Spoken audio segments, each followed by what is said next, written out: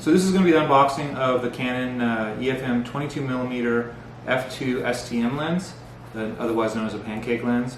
So this is a really great, very small lens, and from my understanding, since it's an f2 lens, it means that it works very good at dusk and in near dark situations.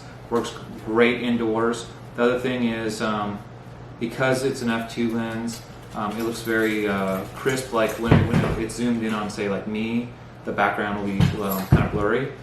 So it just is really a great lens for doing like inside shooting.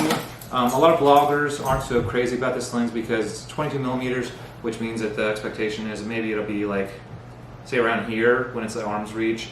You know, if I was holding the camera like right here, it would be about like this. So to really get the framing that you want, you can't really hold the camera in your hand without it being too close to you. But for outside, you know, it probably will work pretty good. You know, if you're looking at something else. It's also what they call a prime lens. That means that it doesn't actually zoom in or out. So inside of it, they have a Canon registration form, looks like, for the warranty. And then here is the instructions on how to use the lens. Great. And then the basic packing for the lens itself. And I'll go through and I'll shoot some video also with this lens, just so we can see how it looks. So here's the lens right here, and it is very, very small. I'll have to maybe take some footage with my iPhone, with my Galaxy, to really show off how it fits on the camera, because we're actually recording with the camera this is on. And let me actually switch the lens just so we can see the difference. Right now we have the stock lens that comes with the kit lens, as they call it, that comes with the camera, and as you can see, it's a very, very small viewfinder or whatever. So we'll switch and we'll see, just with the exact same framing, how it looks with pancake lens without making any changes.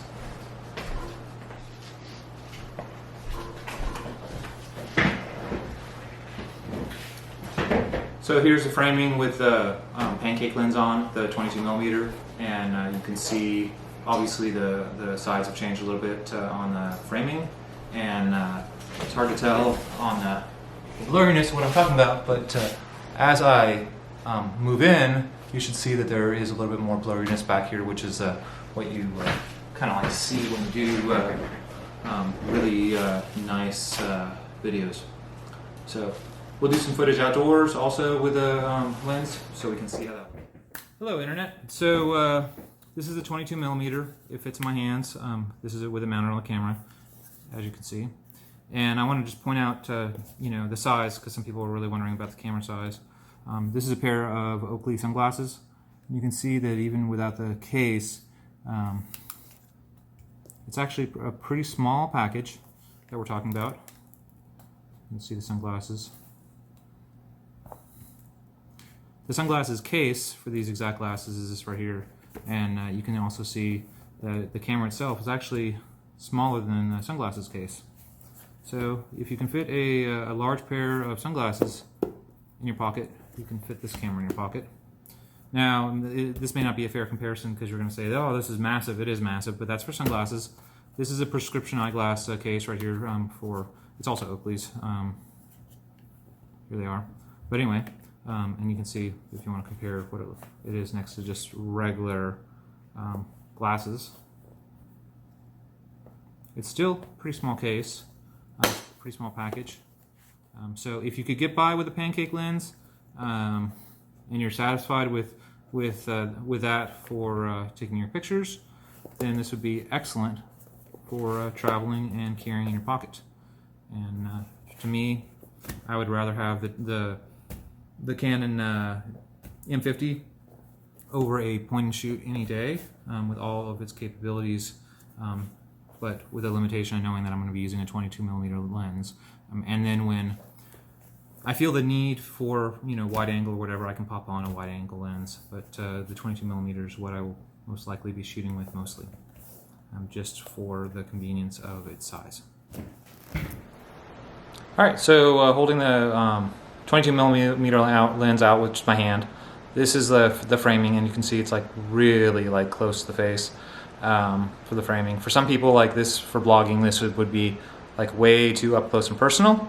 But I wanted to just show you what it would look like without a selfie stick or anything like that. Just bare hand holding it. Hello, internet. So this is what it looks like with the prime lens, the 22mm, and this is with just a small selfie stick, just to kind of show, you know, like what you can do with it with just the selfie stick. And we'll run around outside and get some shots with it too, to kind of get a better idea how it looks. Chris.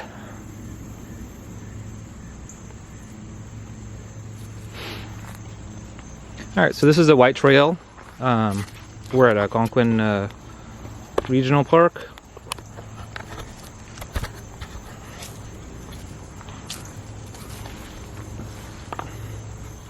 So I want to point out this is a lens that's great for pulling a light out of shadows. It is not probably the best lens for a very bright light situations without making adjustments to the camera, as you just saw.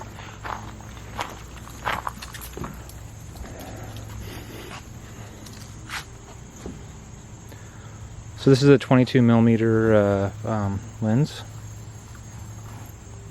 on the EOS M50.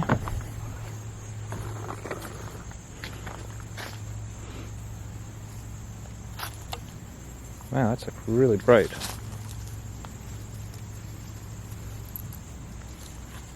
Completely unreadable.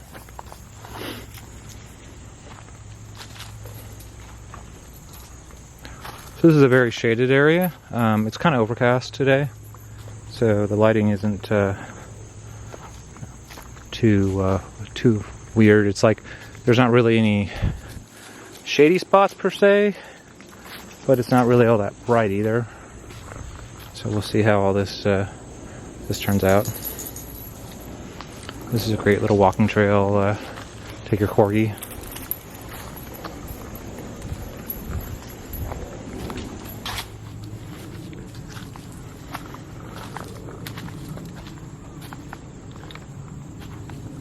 So I'm not using a gimbal or anything. This is just freehand. As far as I know, this camera has no image stabilization other than like the electronic one. The lens itself has no image stabilization either. Hey, so I decided to also throw up some footage. 22mm lens sitting on my dash. It's loosely mounted. It's not really properly mounted. I'm going to have the right mount. A 67 Designs mount that would actually fit like a tripod mount kind of on the bottom, screws in. But anyway, without the mount, just letting it sit on my dash. I'm not freehand holding it or anything, but it is kind of like sort of mounted, but not too good. So there'll be a little bit of vibration. I wanted to just kind of show off what it would look like hypothetically on the front of the Jeep recording video. And obviously I have a Jeep, so we're going to take it out in the mud and play with it and stuff, but I wanted to at least be able to see, you know, what it would look like recording on this camera with a 22mm, even though this is just street footage, and this is outside Algonquin Park also, obviously. The next example is going to be like cooking meatloaf. It's just going to be some close-up hand work, so you can see kind of like what it will look like closer up. Alright, it's all, it seems like properly mixed up. And now we just want to stick it on the meatloaf.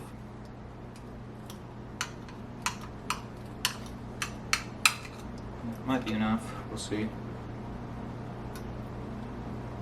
And we're just going to cover the whole entire top of it with this concoction.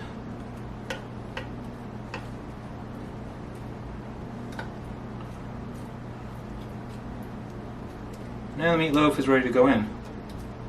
So you just need to start a timer, stick it in, and then you have meatloaf.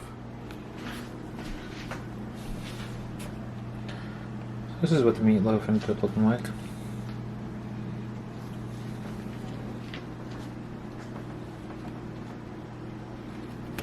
So all we do is take him down for a second.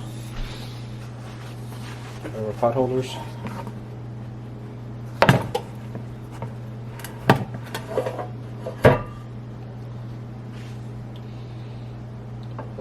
out.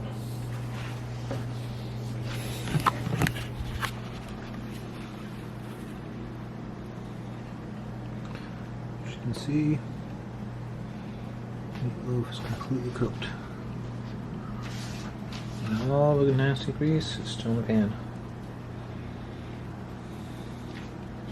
Alright, time to eat. Hey, so hello internet again. So hopefully my little review of the 22mm helps you out on your decision. And you know, it's like just outside, obviously.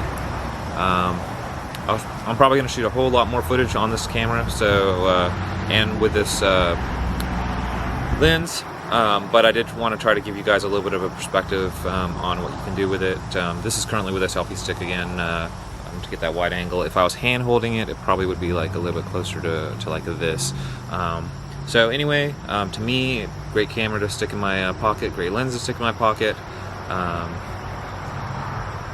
So anyway, thank you. Please subscribe, thumbs up. That would be awesome.